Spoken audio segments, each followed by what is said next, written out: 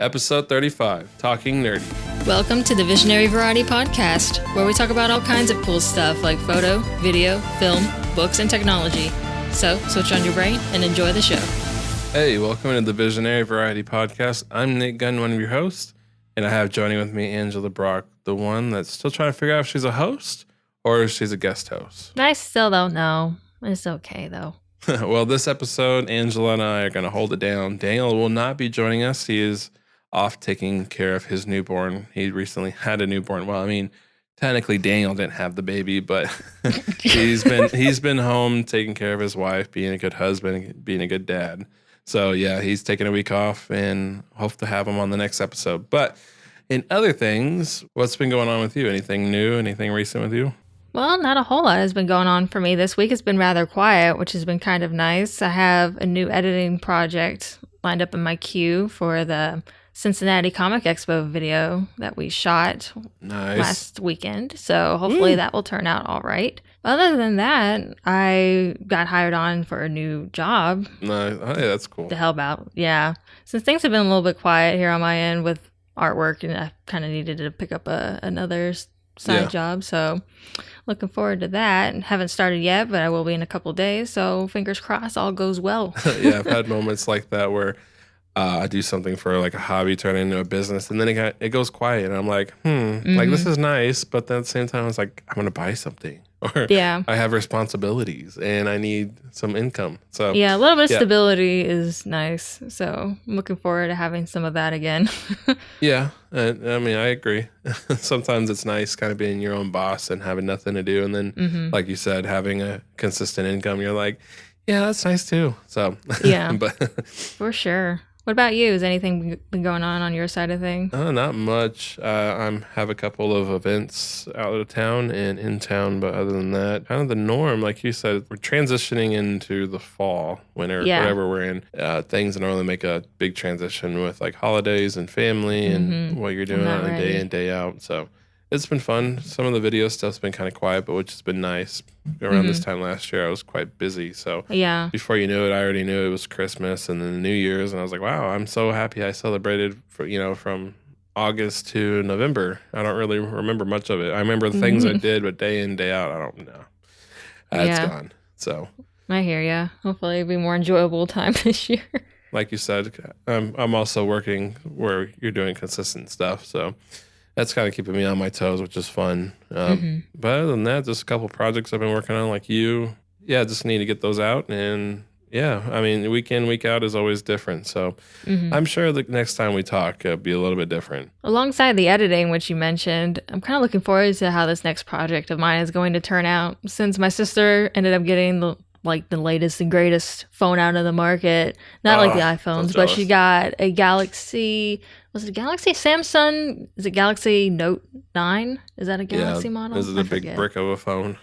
Yeah, it's pretty big. So I'm excited to see how different the image quality is compared to what we were previously using, which was the Galaxy S6. So I'm hoping it'll improve the quality of my videos a little bit. It's surprising. I've been to cons where I use my phone most of the time, and it's convenient and all that fun stuff. But at the same time, I miss having like my DSLR. But I like the convenience of how small my phone is. I can put it in my pocket and not worry about it. But then like at the same time, I'm like, oh man, I wish I had my higher megapixel camera with me because this would be so awesome. I know, because I've kind of weighed that option in my mind as well. Because one day I would like to have like a nice fancy DSLR camera. At the same time, I know it's more of a chore to lug around and operate. So yeah, unless you're doing something like taking photos or video, like, and you're just, that's all you're there for. I mean, you can cosplay. I know I've cosplayed and videoed, and it was kind of unique.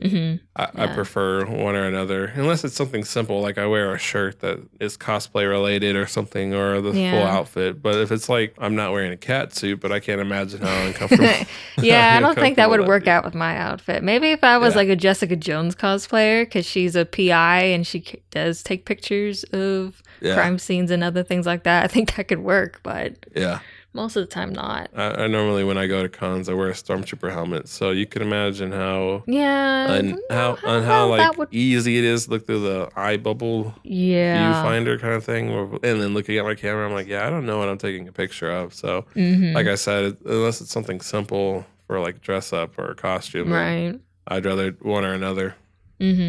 Yeah, so it sounds like we've had both a pretty laid-back week since our last episode, which is always nice to kind of have just kind of a chill moment and kind of some consistency, but not like back-to-back stuff. Well, with that, you want to go ahead and get into the main body of this episode? Yeah, let's do it. So I guess this week we're going to be doing a similar episode as last week where we talked about nerdy news and stuff. However, I think this week we're going to do a more laid back kind of approach and see how that goes. Kind of just shoot the breeze and hang out. Yeah, this podcast is brought to you by the Unstructured People, the episode. Yeah. And I'm just joking. No, this is what happens when Daniel leaves. Oh, no. Oh, gee. Let's just kind of get into it. So Angela and I were talking off air, and I said, well, let's pause. And she agrees, and most likely she catches me. And she's like, pause. We need to record this because if we don't, we're going to get too detailed into the conversation. And, we're a victim, and we do it anyways. But she was just bringing to my attention that one of the companies that produce a game, I mean, I don't know if I could do it justice. How about you tell me? Yeah, so about a week ago, I believe, a major video game developer, they ended up going bankrupt as far as I'm aware, Telltale Games. Do you remember us talking about them in a not so long ago podcast? Yeah. Why is everybody going bankrupt? I feel like it's a lot. Toys R Us, my childhood, is bankrupt. It seems that way. JCPenney's is going bankrupt. Toys R Us is gone. Sears is gone. I mean, nobody went there, but Sears is gone. Oh my gosh. So I don't know if all Sears are gone, but majority of the Sears here where I live are all gone. But man, that's crazy. Like they just out of business? They are. No, this wasn't like a massive layoff or anything. This is like they're going to be closing down. So sad because it seemed to have come out of the blue completely. Remember us like a couple months ago? They were talking about wanting to make a Stranger Things game. Well, that's now not going to happen. Didn't we talk about in the episode about like the E3? I forget. No, it wasn't that episode. I forget which episode. Man, that's crazy. I mean, like, were they at E3?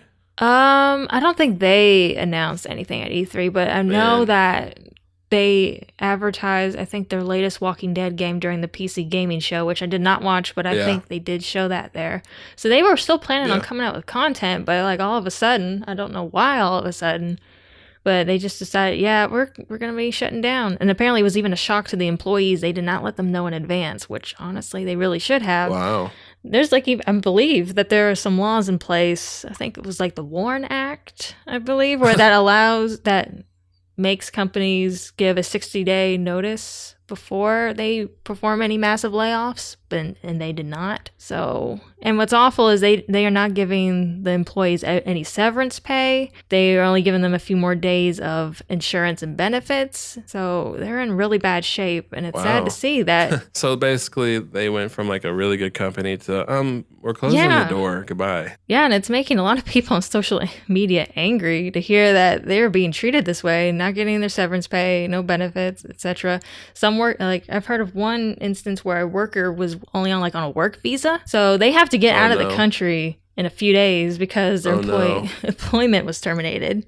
So it's awful. Wow. It's such an awful situation. It went from a good company to, by the way, we're closing the door, no severance packages, and good luck. Yeah, 250 people, I believe, is the number that got fired. And they left like a skeleton crew of 25 or so workers to help one game that was close to completion, which is like the Minecraft story mode. Boo. They should have got the strangers hang out first and then close shop. They probably barely started any sort of development with that. But what's really sad is the Walking Dead game that was supposed to be coming out, because that was a series that's been loved by people for like the last 8 years. Yeah. And this was supposed to be their final game. And how Telltale releases their games, they do like an episodic format where they release different episodes.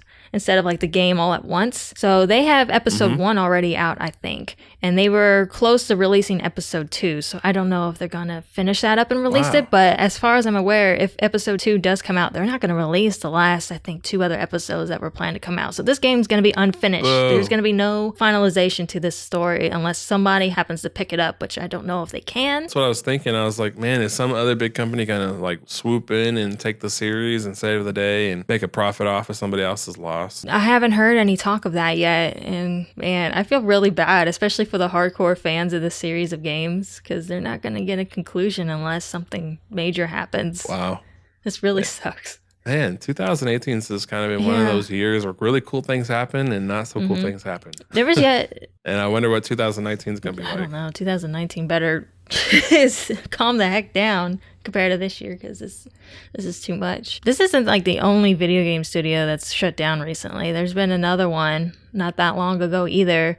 I believe it's Capcom Vancouver. They're shutting down. I think it was like 158 employees from what I last saw. They're most notable for doing the Dead Rising series, which is like a zombie sort of game that a lot of people liked. I don't know if they're still making games or not for that series, but I mean, it's a shame again. Yeah. So it's crazy to see so many people within the last couple weeks in the video game industry lose their job just out of nowhere. Well, like I said, kind of transitioning, I feel like a lot of the gaming industries are having some either some big wins or some big hits. I love the DICE Battlefield series. That's awesome, and everybody has different tastes, and that's fine. I feel like this year a lot of gaming industries are taking a big hit. So like what Angela's talking about, this business going out of completely out of business. On the flip side of not going out of business, DICE makes Battlefield games. I love them. They're war games. They're awesome, and I mean, it's like to each his own.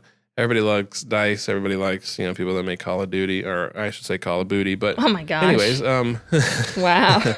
Anyway, but so they make more realistic games, and they've had several games that have been more current, like the most current war similarity and stuff. But last year they took it back to World War I and called it BF1, Battlefield 1. People loved it. It blew out of the water. And I mean, I remember people like IGN, having big comments on that and they're hard to please. I don't know what's up with IGN, but they're very hard to please. Their website's whack. Sometimes I don't get it. I'm going to go on a little bunny trail about them. Great games. They go, yeah, that's a great game, but it's not the standards we want. Then a so-so game comes out, like Halo. I love Halo, like the way it looks, but I hate getting jumped on and shot at. And I'm just not skilled at the game. It could just be me. Yeah, I was about to say, maybe you're just a noob. Maybe a permanent noob. Yeah. And then something like me, I'll give a better example. Just other games that aren't good, that in my opinion, and they're like, wow, this is a 10 out of 10. And I'm like, how? How did this happen? Yeah, but anyways, my little rant about IGN. Totally different subject.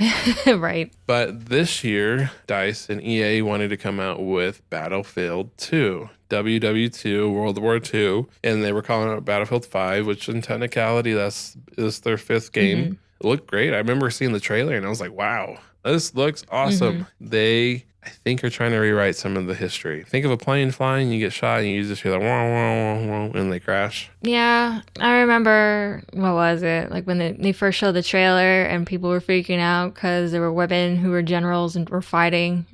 And they were like, there are no women who fought in World War II. And this is not a sexist comment. This is not a degrading comment to women at all. But when you play a game, World War I, World War II, at that time and era, women weren't fighting. And if they were, most likely they were like the Russians and the women that actually saw combat. In the actual storyline that they're going with, at that time in life, women played other roles in the war, and they weren't so much leaders and stuff like that. That now is a different story. But back then, World War I and II, that was a different story. And now they're adding women, and people are saying, why are you rewriting history? Why are you making a game? If you want to make the game, fine, but let everybody know it's an alternate universe. I honestly don't mind that. If they outright say it's alternate universe, then have fun with it. Because, I mean, there's been tons of World War II shooters, right? Why not do something different? Yeah. You know what happens now with all the people that get emotional. People that are making those comments, they're like, oh, you're a sexist and you're stuff like this. And you don't like women's rights. And they blow it out of proportion. And they basically are jumping the bandwagon to get some airtime. Well, all that being said, the game's still coming out, but they pushed back the release date. And DICE kind of shoved it under the carpet really fast. And they're fixing some glitches, some bugs, and all that fun stuff. Yeah, from what I've seen, it doesn't really have anything to do with the whole female stuff. Like, they're not retconning anything. I think it's just they opened out a beta for people to play on, and I think they're tweaking some gameplay mechanics and such. What I heard and was told, or I walk in a GameStop, or I have friends that play this. You know, they keep up with this even more than I, like, way too detailed. Like when the trailer was first released, people were making comments. I don't know really what went down. Well, the way people explain is like it was ignored or it was brushed under the carpet. Now, that's when the trailer came out. Now, when the beta came out, a lot of the fire had been burned out, already snuffed out. They're like, hey, this is actually kind of fun. Yeah, so I don't know what they're doing. I'm sure, like, I know in Battlefield 1, you had multiplayer and then you had campaign and you play with different people of different walks of life in the war. A battle royale. In Battlefield 2, I don't know. I don't know what they're going to do. Unfortunately, people that make Call of Duty Advance made Call of Duty. They made WW2. So I'm glad Battlefield didn't make the jump to the next era of war and they're sticking to like their timeline and going WW2, all that fun stuff. But I think what people got really emotional about was adding, unfortunately, the women role of a leader when in that era, that was not the popular thing. So yeah, I mean, I honestly don't care either way if there's women in it or not. They could go a more historical route, and I'm fine with that. If they want to do an alternate reality thing, that's cool in my opinion. Oh well, we'll just see how it pans out. As long as the game ends up being fun, sure. I mean, I feel like people shouldn't have a big problem with it. It came down to that for me. Most people are like, yeah, I took off my pre-order, and I'm going to cool down with some of the DICE comments and stuff like that. But, you know, honestly, I don't really care. I care, but I don't care. I just want to play the game. I've been waiting a year and a half, so. You get to enjoy those snow falling off roof physics that we joked about in the EA episode. Yeah, but hopefully they fix all that, those little errors. But anyways, so hopefully, like, I mean, we were just talking about the company closing down and DICE and EA kind of coming to colliding heads, and which, I mean, is a big deal because next month, shoot. I mean, you were listing off on most of the games that come out next month. I mean, like the new Hitman, Red Dead. Yeah, there's a good number of games coming out next month that could pose a threat to Battlefield 5's performance sales when it releases. I think it's November 20th they pushed it back to. Wow. Because they got the new Call of Duty coming out in October, which is their biggest competitor. So I don't know if people will be all up into playing Call of Duty by the time Battlefield rolls around and people won't be interested. Also, there's Red Dead Redemption 2 coming out, which is going to be a huge time sink for people because I know that those kind of games, those would take about 100 plus hours to go through. Yeah, I mean, like DICE had a perfect opportunity to fix the problem, and then they push it back to October, and now that's fine. You push it back, do whatever, but November. Oh, dang! So we have to wait all through October when all these great games come out. Wow, that even makes a bigger factor. That's a bigger stink. I mean, on one hand, it could have poorer performance sales because they'll be competing against games that just come out recently before it. But also, it's coming out closer to holiday time. So I don't know if people will want to get a jump on getting that for gifts. They're gonna jump on the Black Friday deal, but. You have Hitman, that's a single player game. You have Red Dead, it's multiplayer. You have Call of Duty, that's a multiplayer. So yeah, it's gonna be a good transition for all these games. But honestly, like they were the horse in front of the wagon, and they were gonna release this month, and then not next month, but November. And now I kind of feel like they're the caboose of the train. That's unfortunate, but happens. I'm looking forward to playing it. Yeah, but like I said, 2018 is kind of taking a big hit on all the gaming stuff in a weird way. Yeah. Should we continue on with the gaming talk and mention Nintendo's online service that got announced recently? Because that's something that I didn't think was going to happen, honestly. I'm just going to go ahead and say, about 2.5 weeks ago, or so, more or less, don't hold me to this, but I was talking about Xbox Live and how I enjoy it. And PS4, Angela and her sister got a PS4. So we were talking about subscriptions and all that fun stuff. You know, I want to play this game, but I think it's only on the Nintendo Switch. And we were talking about how I think how overpriced the Switch is, but in reality, it's not because you're paying for a system and a handheld. So, and then I was like, well, they're going to get so advanced, they're going to start doing subscriptions. And she's like, Nintendo doing subscriptions? And I was like, just watch, it's going to happen because it's like when the system first came out, it was like right under $600. And now it's like right under $400 now.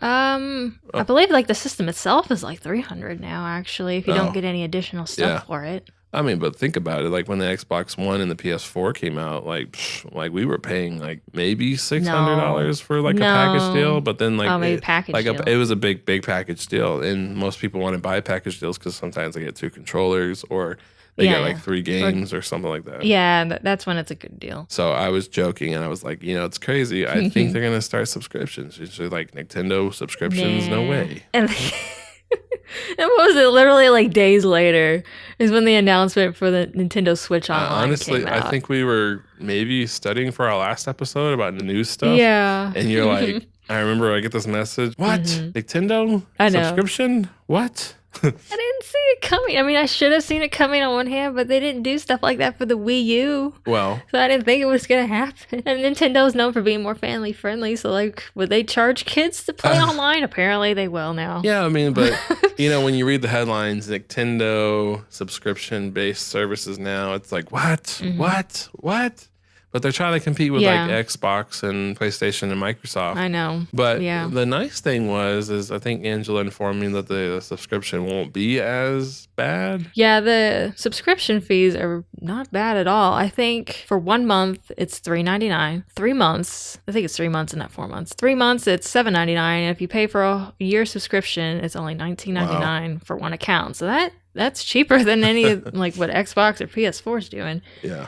And that's not like the end of the good deals, because I saw you can do like essentially a family plan. What? For the Switch. Sounds like a cell service. I think an account holder can start, a family group where they can add up to 7 other people, so 8 people total in this group. And I think they'll charge you about $40 for having 8 people on this group. So that adds up under $5 per person for a year's worth of subscription fees. So that seems like a freaking good deal if you can get 8 people together to chip in on this family plan. And the thing is, you don't even have to be a family member or living under the same roof, as far as I'm aware.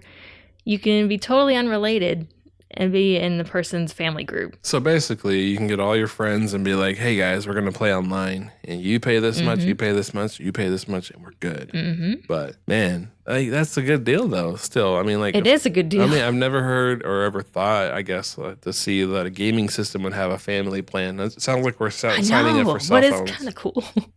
It's so weird, but I mean, it sounds awesome. So I'm glad they thought of that. Now, I don't know if it's $40 a year for, like, if it's the same amount for if you had 2 people on the plan. And also 8, I think it is, but I don't know for sure. I'm sure like those cell services, like cell phones, they've done like, oh, you pay this much. And the more people you add, the less your payment is. I'm sure it's going to be similar. Maybe, but still. Yeah, if you got a big group of friends who own Switches, start a family group thing and get each other year subscriptions for next to nothing. I'm curious to see what the servers provide. Like, can you have a party chat? Like on a PlayStation and Xbox, you can have a party chat. I don't know about that one, because I think Nintendo still doesn't allow for people to talk online with each other. Yeah. Just because they want to make sure kids aren't being targeted or being exposed to anything bad. Which is, I mean, that's fine with me, because I don't like talking to people online anyway. I'm like the total opposite. Unless it's like a single player game and it's like a story based game like Uncharted or Hitman or something like that, I really don't want to talk to anybody. But like if it's a multiplayer or something, I'm like, I don't need to talk to everybody, but I'll have like a party, like where a buddy and I are just talking. I mean, if it's people I know, then that's different. Yeah. But if it's like a group of random people, I don't want to have anything to do with you. I'm sorry. Like sometimes I'm like, I'll put my headset on just to listen to the game, but I'm like, I'm gonna go join my own party and close it and mute everybody so I can just focus on the game. But well, who would have thought Nintendo would have subscription? That's crazy. I'm telling you, 2018 is a weird year. But it is a weird year. They have a few extra things going for it too. Like I think if you get a subscription, you get access to about 20 NES games for free, so long as you have the subscription. Now, since they have their virtual console and you can buy old games through that, it's not like the most amazing deal, especially since you can't play them unless you have the subscription. You don't get to keep them. There's that, but I mean, it's a nice little freebie, so it's better than nothing. And also, they have cloud save support. Oh, nice. Yeah, I mean, they don't have a free option like some systems offer, I believe. Yeah. But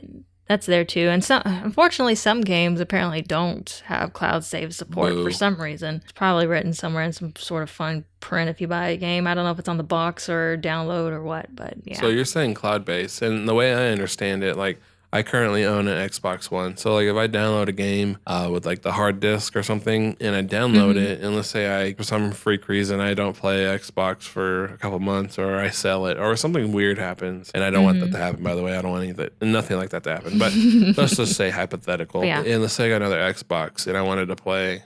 How I understand cloud services, like, meaning your subscription, your profile. Your save files will save on another server. That's not what they do. It's not tied to your game system. So if, like, something happened to your game system, like your Switch, it broke or something, and you went and replaced it.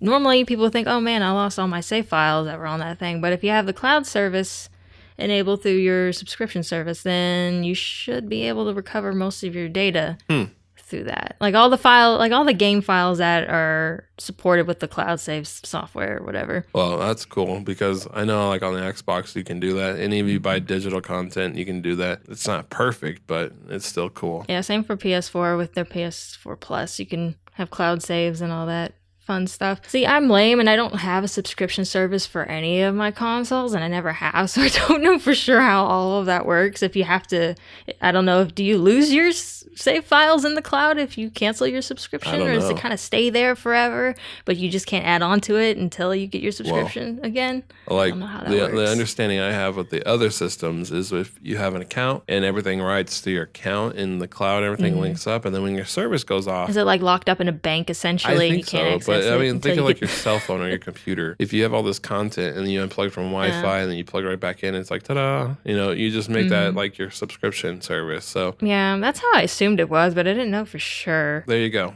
Nintendo has subscription service. Welcome to 2018.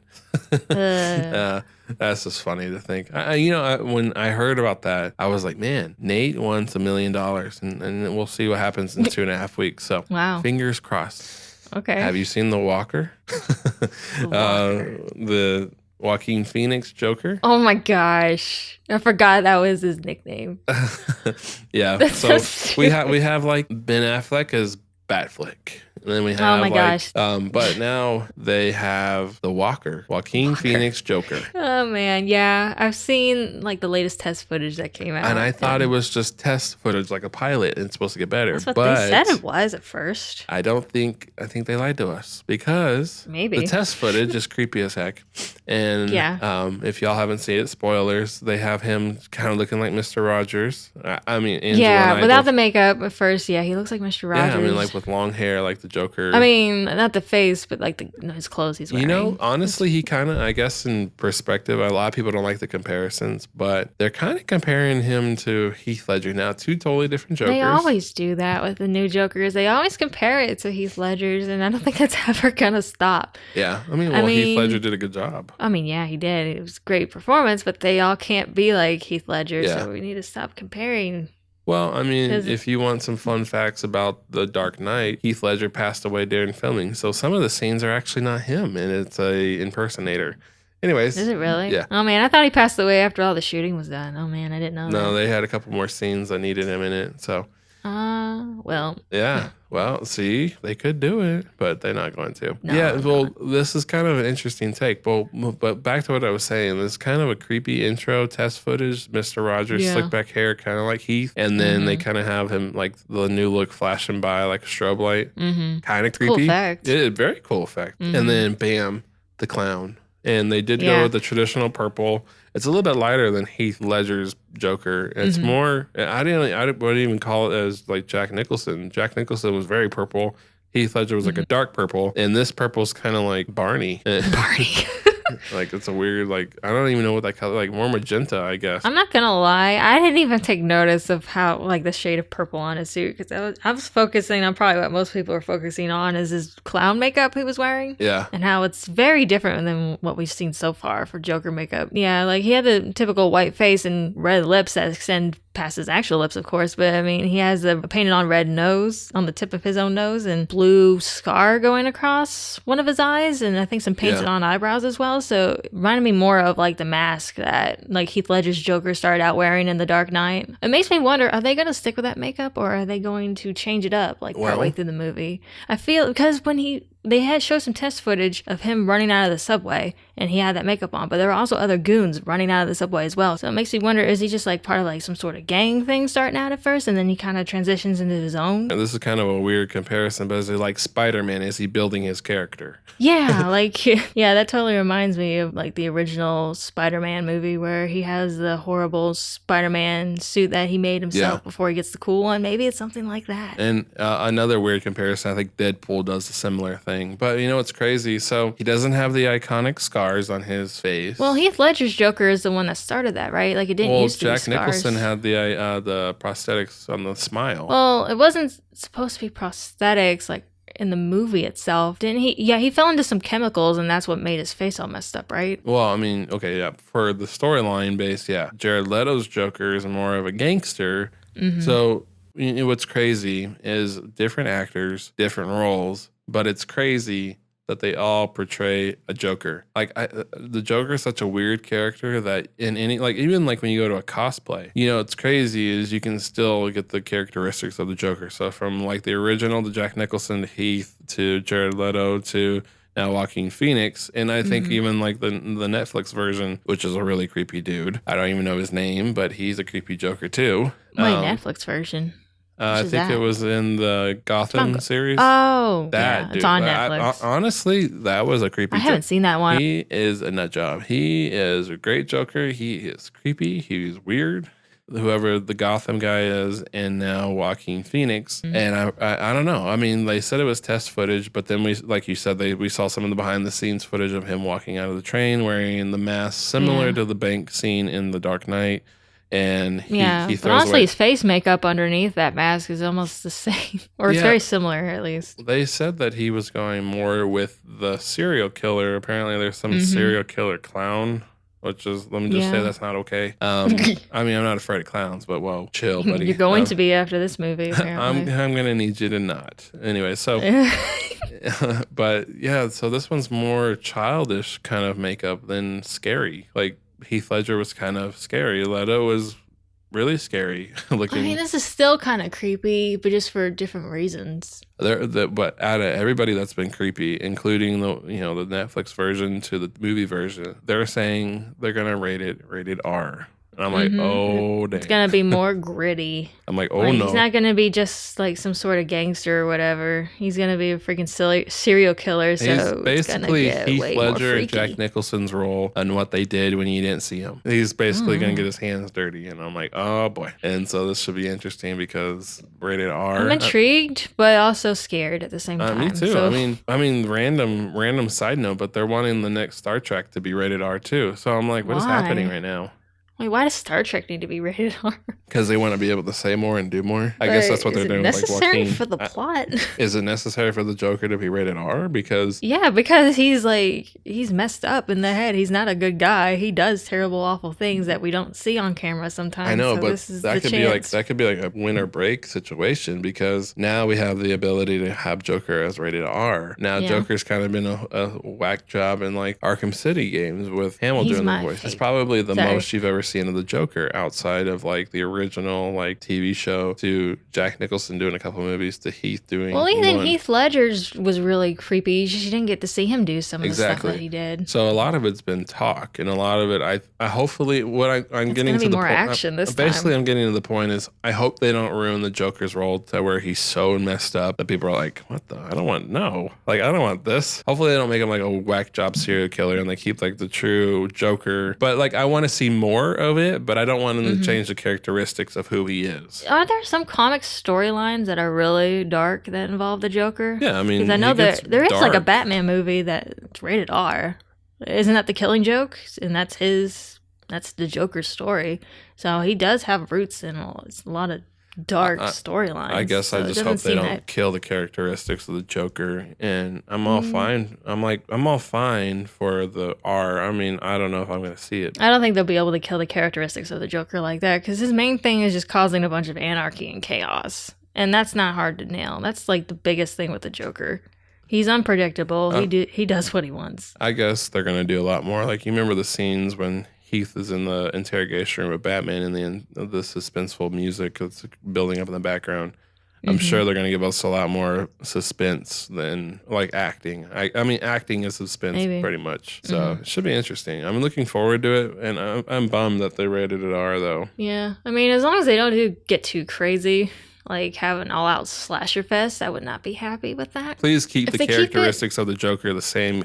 And if they move to R, let it be more suspenseful than nasty. If they keep it within the same vein of Logan, I think I'll be fine with that. Logan was pretty intense, but it wasn't anything like too gruesome, at least for me. I don't know. I'm not really. I mean, watching the original. Yeah, I know you haven't seen Logan. People are gonna laugh, but like even watching the original Terminator, when he opens up in that room, I'm like, okay, what is happening? Okay. I mean, I've been able to watch like Hacksaw Ridge, but that was like watching Braveheart, and I'm like, but they're great movies, great stories, but I was like, I had to look away a couple times because I mean, I have the stomach, but then there just comes to a point I'm like, okay. There's no shame in looking away if things get too gruesome. Like I do that sometimes. I can't. Normally, I don't watch them, and I can't watch them just because I'm like, man, that's tough. But then, like, don't ever feed me and then show me a rated R movie. Yeah, or don't let me eat. Because I remember there was one time I think I watched an R movie. May have been, I don't know, but it wasn't bad. It was more crude, but something weird happened, and I was in the middle of eating a hot dog, and it was bad. I was like, oh no, that's so good. I don't want to know what was going on at that time, but man, that's... No, it was just blood, and then there was ketchup on my hot dog, and I'm like, okay. Oh, that's what it was. Okay. Where are you going with this? I don't know. But, yeah, so Dark Phoenix. Now, pause. Now, rewind. Go all the way back to the first episode that we ever recorded about movie list. I was talking about this movie. Yeah, I haven't talked about this movie because after the episode, they went ahead and said they're not going to have it happen. And I'm like, well, no, they were going to have it happen. They just didn't do it by 2018, which was the whole point why you mentioned it. Well, the movies you were looking forward to most. I took it as they weren't doing it because my standards and their standards apparently are different. So it's just coming out in earlier 2019 is all. I feel like movies do that to you. They're like, are you ready to watch it? I'm like, yeah. And then you're like, are you going to do it? Yeah. It's like, all right. In 2 years, like, why? I mean, I don't blame them because I want them to spend more time on the movie and get stuff right than rush things out. So I'm fine with waiting. There's usually a lot of things in between that you can focus on until then. But anyways, oh man, have you seen the trailer yet? I have seen the trailer. And it looks awesome. I don't know if it's the same director, but I like at the end how it says this film is not yet rated. I'm like, oh, come on. Everything else you're rating R. It's going to be rated R. Man, no, I highly doubt it is. But it looks good. And you know what? When I was watching the trailer, I was surprised. The guy from Ready Player One's in there. And I was like, were you in the last one? Oh, yeah. That's right. And I was like, that's crazy. I don't know if he was in the last one, but... See, I'm behind on all the new X-Men movies, kind of. Yeah. I have not seen X-Men Apocalypse, and I have seen the latest 2 movies, but I sadly don't remember very much about them. I don't know. X-Men's taking a big swing. I feel like I need to stop and watch all of it because I eventually, a prediction that I've always joked about, that they're eventually going to merge with like the Avengers or Fantastic Four or somebody, but I feel like I've read somewhere that since Disney now owns Fox, therefore they own the X-Men franchise now, right? They could totally do a crossover with the Avengers. Captain Marvel, X-Men. Right. But anyway, yeah. X-Men versus the Avengers. Oh man, that'd be amazing. Weird. And they're gonna have to reboot Fantastic Four because everybody said it was not that good anyway. So yeah, again, let's reboot it again for the 3rd time. Reboot. It is just the 3rd time, right? I can't keep track anymore. You know, reboots have been pretty popular. I'm going to bunny trail here, but I feel like I'm really disappointed. Also, and one of the current things I've been reading is older, but it's current and it's sad. But it's happy at the same time. But Henry Cavill's no longer Superman. I'm like, you punk. I'm like, Oh, yeah. I love you, but I hate you at the same and time. Batfleck is no longer... because how many times do we have to know the story on how... Like, here's my beef with all of it. Batman v Superman. We have been waiting, and they did a good job visually. The story was kind of but good job. I feel like every time they introduce a Batman or a Superman, we get the same silly story on how they lost their parents and where they came from and why. And I think Christopher Nolan was like the first person to actually show you like the Christian Bale Batman of going through the stages with Liam Neeson and stuff. And I was like, yes, finally, that was pretty cool. Finally, we can see some of where he comes from on some of the martial arts and the understanding and the meditation and all this wisdom. And I'm like, finally. And then it went to crap. And then they did backflip. And then they did Justice League. And then Superman's like, goodbye. And I'm like, it's sad because all the Superman movies, all the ones that he's been a part of, basically build him up to be who Superman eventually becomes, right? It's basically more origin movies. And that's all we wanted. We just wanted to see what he was after the origin story, where he came from. And then Justice League did it. Yeah, hopefully I didn't say just X-Men a minute ago. Justice League, they basically built him all the way up to bringing him back. The next movie he was going to be in was going to be like, yes, finally we're out of he lost his parents. And he's from a different planet and he's not of this world, and and then now it's like reboot. I'm like well, hopefully if they make more Superman movies some point in the near-ish future, they'll just pick up where like Man of Steel and Justice League left off. I'm gonna hide the reboot button.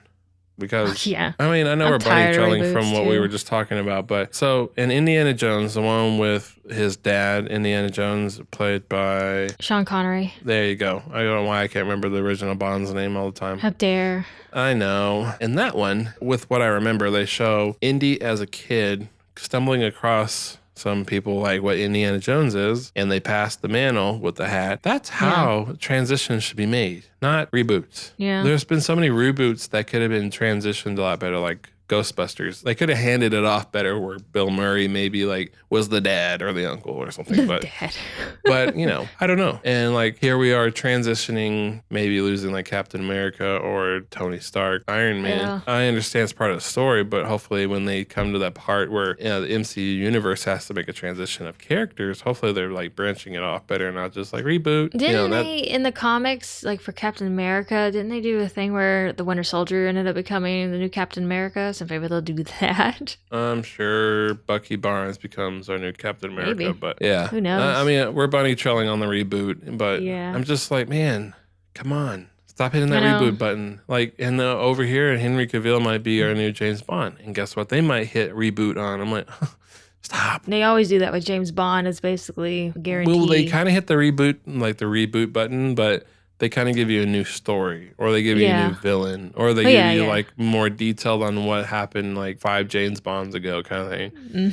But in this one, if he plays it, he should be a younger. So rewind the clock. He should be a younger James Bond, but rewind the clock before Daniel Craig. And before he was Superman, he actually was auditioning to be James Bond. Oh, was he? And he didn't get the role, and he was like second place under Daniel Craig. Well, Daniel Craig has ran his contract out. I don't know if he's making any more movies. I doubt it. Henry Cavill and Tom Hiddleston and a couple other people are in the lineup, and I'm like...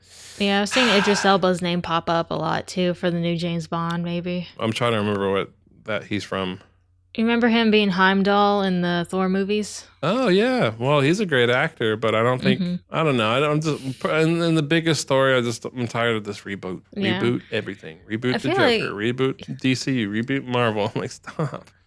Yeah, I feel like, especially with the Spider-Man movies, that's when you feel a lot of reboot fatigue, even though... I love the... What's his name? Tom Holland version of Spider-Man a lot. Yeah, but I'm happy he's young. When you think about it, we've had like 3 different Spider-Man reboots in the last, 18 years? Think about how many reboots of Batman we've had. Oh, I know. But I'm just saying, like, with the Spider-Man, it's been a lot. It's been 3 different Spider-Man back-to-back, it feels. It's like the iconic thing to do. Hit the reboot button. And so, like, with the Walker.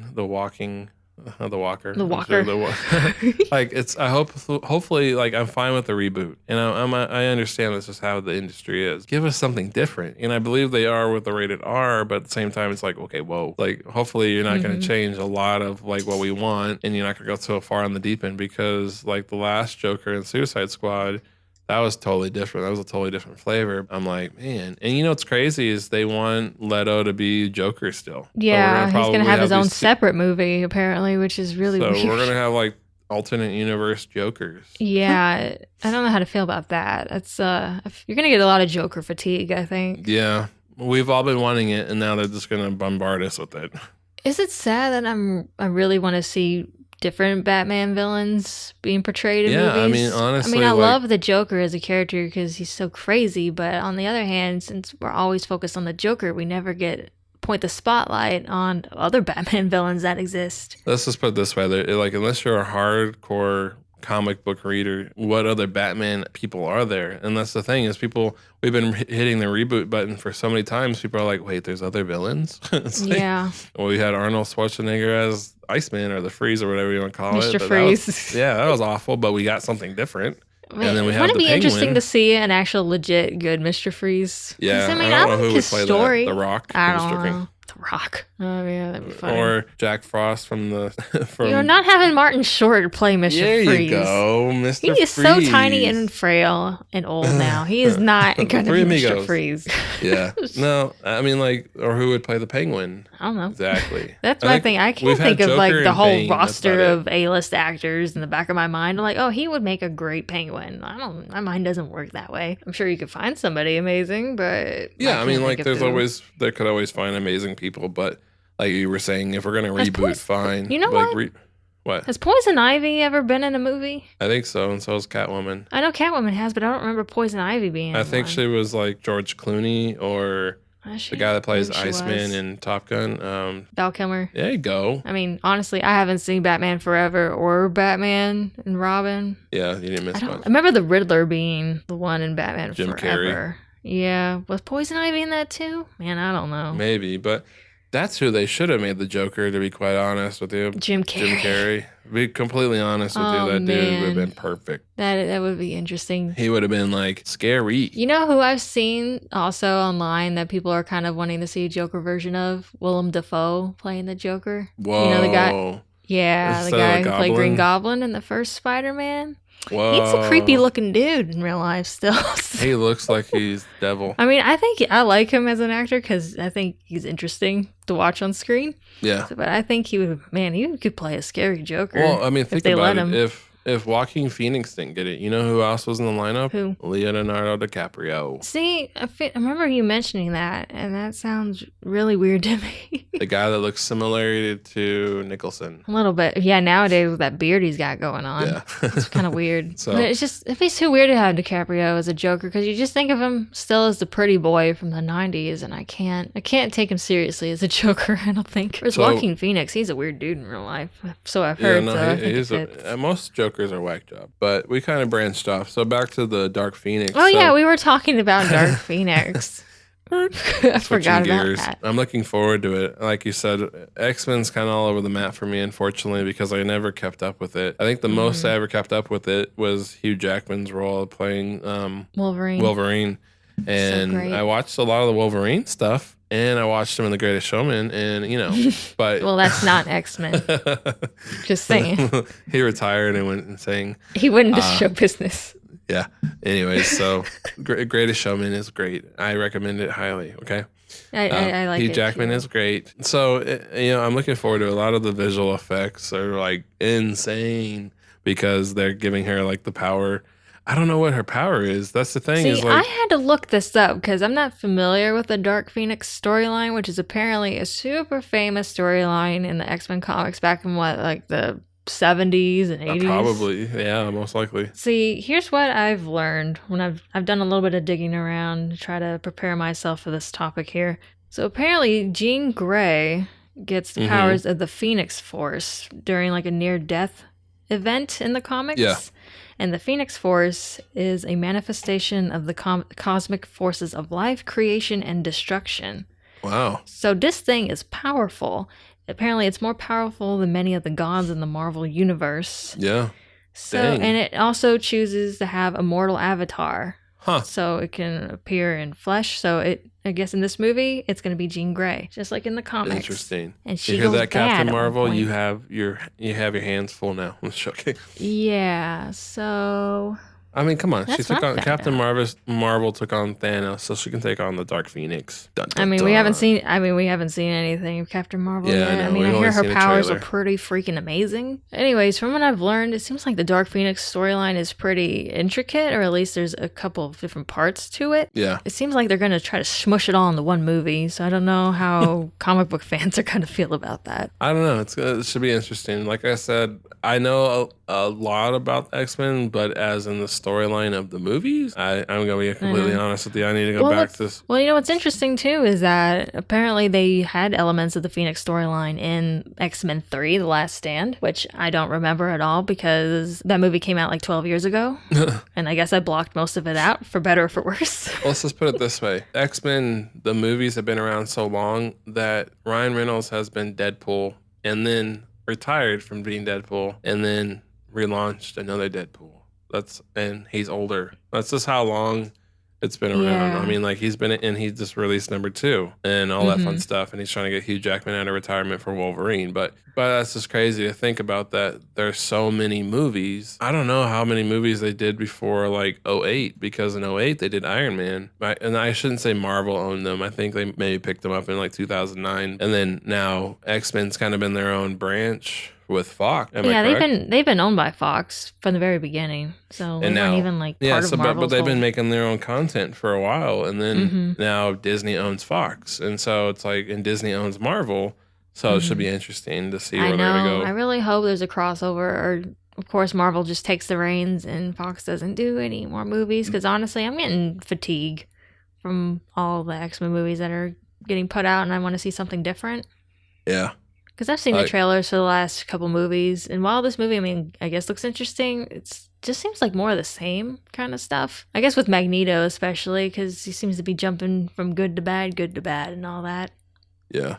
We know eventually he gets bad. It's not a freaking cliffhanger of what he's going to do. We know. Well, I mean, like we said in the last episode or previous 2 episodes ago, about we just need some new content of superheroes that take place elsewhere and stop in the city of New York. It's just getting old. And yeah, well, you know what's weird is they haven't even gone to LA or anything, I don't think, in any of these superhero movies. When you said the word fatigue, I'm like, tell me about it. The poor city of New York. It's like they've had Transformers, they've had MCU, they've had DC. Why would anybody want to live in New York in these universes? Because that's what I don't get. Yeah, I'm sure the population drops since '08. Exactly. So it was like, why do people still live in New York in the MCU? Yeah, I mean, our DC, MCU, Transformers, and then like I think Daniel pointed out, if you want to take over the world, you attack DC, like Washington DC. I don't know. I'm looking forward to seeing the Dark Phoenix though, because Evil Jean Grey was kind of interesting to see. Yeah, this is kind of a different spin on X-Men. I mean, there's always a unique spin, but this should be fun. And I remember talking about it in the first episode how I was really looking forward to seeing it. So here we are. I mean, it doesn't come out until 2019, but that's fine. Whatever. You know what else is interesting? What? Gotta mention this just because it's been all over the internet for some reason. Have you seen the Bowsette stuff? The Bowsette? What the heck is that? Yeah. Female Bowser from Mario. Excuse me? Nintendo? Yeah, you can't have a subscription and a female Bowser. What is happening? This isn't like an official Nintendo thing. There's a lot of fan art depicting Bowser as a female, and it's got a lot of people very confused. And I was one of those very confused people because I did not understand where this came from. And I saw Daniel on Facebook pose this question because he didn't know either. So I figured maybe this is a good thing to talk about today because it's just so weird. Okay, so apparently Nintendo's coming out with a quote-unquote new game at some point in the near future. It's basically a reboot of their new Super Mario Brothers Luigi U or whatever it was game. They're going to basically come out with that for the Switch, but they're adding a couple new things to it. Add a couple new characters, one of which is Toadette that you can play as in the levels. And I don't know if this is a power-up exclusive to her or you can use it for everyone else, but there's like a super crown that you can get from an item block. And when you collect it as Toadette, at least, it transforms you into this character called Peachette. And it basically looks like Princess Peach, but with a different hairstyle. So that got the internet speculating that what if other characters picked up this power-up that transformed them into a princess version of themselves? What would happen? So that's what they did for Bowser, and Bowsette was born. And the internet is going crazy with it. Wow. There's so much fan art, And sadly, it's kind of creepy fan art where they give basically a girl dressed up as Bowser and give her really big breasts for all the nerds to ogle at, so that's really gross. But there's a lot of people planning cosplays around this character and everything. It's so weird. Wow. Yeah, I thought I was going crazy, but you know what? You see like the mashups and the different genders of characters on purpose, like at Comic-Cons and stuff like that. So I'm used to it, but that makes a lot more sense seeing a lot of the Bowsettes on like my Instagram and Facebook feed. I'm like, I just thought it was cosplayers finding something fun to do, but apparently it was a lot more than that. Yeah, there was like somebody made a comic that was pretty funny and it just blew up on the internet, Bowsette into people's feeds, and they got obsessed with it for some reason. Wow. So it's funny how the internet works sometimes, isn't it? And by funny, I mean scary as well. Yeah, I mean, because it's like it's believable. Yeah. But one person said, I think the reason we believe what's on the internet is because so much truth comes out of the internet, like announcements and trailers and new product, and then we just get accustomed to when they say nonsense. It's like, oh wow, because we're kind of trusting and we shouldn't be. But anyways, but the Bowsette, that'd be an interesting game to play, like on Smash Brothers, to have a Bowsette. Yeah, but that would just be totally Nintendo catering to this weird fan service going on because. Of course, like I said, this is not an official character. This is just the internet going wild with something they created, and it's so weird. Oh man, I don't think I would know what to do if Bowsette became a player in the new Smash game or something. I don't know how I would feel about that, but I mean, no hate, but I don't know. I can't respond. I don't know. It's just be too weird. Well, on that weird note, that's just only a few things we wanted to talk about in this episode. But what's crazy is like even the day I was doing some studying and reading, and it just more and more stuff just keeps popping up. So we talked to Daniel, and we've talked amongst ourselves that maybe once a month or so, hopefully, or every other month, we just can do some nerdy news and stuff. Oh yeah, we totally could. This should be interesting. It's a never-ending cycle of nerdy news and stuff and movies and all that fun stuff that we're all into. So yeah, so if you haven't already, you should go check out the last episode where we actually sat down with all three of us talking about, like I said, nerdy news and stuff. So yeah, well, I think that would wrap it up. And again, thanks Angela for joining and holding the fort down while Daniel's off with his newborn and his family. Yeah, no problemo. Hopefully you guys have a good rest of your day and rest of your week, and we look forward to seeing you in the next episode. Thanks for listening to the Visionary Variety Podcast. If you like the show, be sure to subscribe on your favorite podcast app so you won't miss any of our future episodes. You can also find our previous episodes there and listen whenever you want. We'd love to hear from our listeners, so if you have any comments or suggestions for a future episode, you can reach us at tvvpodcast@gmail.com. Thanks again and have a great week. But as far as your comment about subscription, for anybody that wants to make fun of Angela, just comment and say, why don't you have subscription services? Pay money. Be awesome. Be better. Great. But anyway, I'm glad to see you using your podcasting power for complete good here. I have lots of power, and with lots of power comes great responsibility. You don't have any responsibility, apparently.